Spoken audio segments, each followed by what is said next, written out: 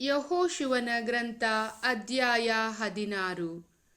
ಜೋಸೇಫನ ವಂಶದವರಿಗೆ ದೊರಕಿದ ಆಸ್ತಿಪಾಸ್ತಿಯ ಎಲ್ಲೆಯು ಜೆರಿಕೋವಿನ ಬಳಿಯಲ್ಲಿ ಜೋರ್ಡಾನ್ ತೀರದಿಂದ ತೊಡಗಿ ಜೆರಿಕೋವಿನ ಪೂರ್ವದಲ್ಲಿದ್ದ ನದಿ, ಜೆರಿಕೋವಿಗೂ ಬೇತೇಲಿಗೂ ನಡುವೆ ಇರುವ ಮಲೆನಾಡಿನ ಮರುಭೂಮಿ ಹಾಗೂ ಬೇತೇಲ್ ಇವುಗಳ ಮೇಲೆ ಲೂಜಿಗೆ ಹೋಗುತ್ತದೆ.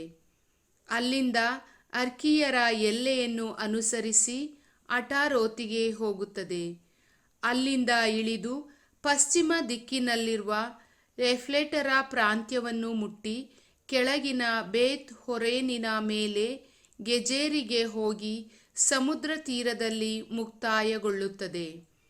ಇದು ಜೋಸೇಫನ ಮಕ್ಕಳಾದ ಮನಸ್ಸೆ, ಎಫ್ರಾಯಿಮ್ ಎಂಬ ಕುಲಗಳಿಗೆ ದೊರೆತ ಸ್ವತ್ತಿನ ಎಲ್ಲೆ. ಎಫ್ರಾಯಿಮ್ ಗೋತ್ರಗಳ ನಾಡಿನ ದಕ್ಷಿಣ ದಿಕ್ಕಿನ ಎಲ್ಲೆ ಅಟಾರೋತಾದಾರಿನ ಪೂರ್ವ ದಿಕ್ಕಿನಿಂದ ತೊಡಗಿ ಮೇಲಿನ ಬೇತ್ ಹೊರೇನಿನ ಮೇಲೆ ಸಮುದ್ರ ತೀರಕ್ಕೆ ಹೋಗಿ ಅಲ್ಲಿ ಮುಕ್ತಾಯಗೊಳ್ಳುತ್ತದೆ. ಅದರ ಉತ್ತರ ದಿಕ್ಕಿನ ಎಲ್ಲೆ ಮಿಕ್ಮೆತಾನ್ ಎಂಬಲ್ಲಿ ತೊಡಗಿ ಪೂರ್ವಕ್ಕೆ ತಿರುಗಿಕೊಂಡು ತಾನಾತ್ ಶೀಲೋ ಎಂಬಲ್ಲಿಗೆ ಹೋಗುತ್ತದೆ.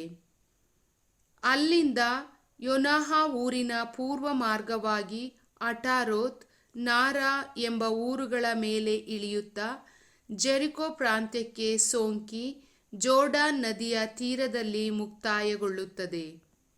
ಅದರ ಎಲ್ಲೆ ತಪೋಹದಿಂದ ಪಶ್ಚಿಮ ಕಡೆಗೆ ಹೋಗುವ ಕಾನಾ ನದಿಯನ್ನು ಅನುಸರಿಸಿ ಸಮುದ್ರ ತೀರದಲ್ಲಿ ಮುಕ್ತಾಯಗೊಳ್ಳುತ್ತದೆ. ಎಫ್ರಾಯಿಮ್ ಕುಲದ ಗೋತ್ರಗಳಿಗೆ ಸಿಕ್ಕಿದ ಸ್ವತ್ತು ಇದೆ.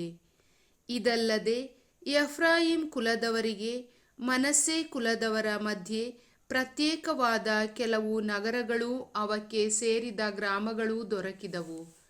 ಅವರು ಗೆಜೇರಿನಲ್ಲಿದ್ದ ಕಾನಾನ್ಯರನ್ನು ಹೊರಡಿಸದೆ ಹೋದುದರಿಂದ ಅವರು ಇಂದಿಗೂ ಎಫ್ರಾಯಿಮರ ನಡುವೆ ಊಳಿಗದವರಾಗಿದ್ದುಕೊಂಡು ಅವರಿಗೆ ಸೇವೆ ಮಾಡುತ್ತಾರೆ. ಪ್ರಭುವಿನ ವಾಕ್ಯ.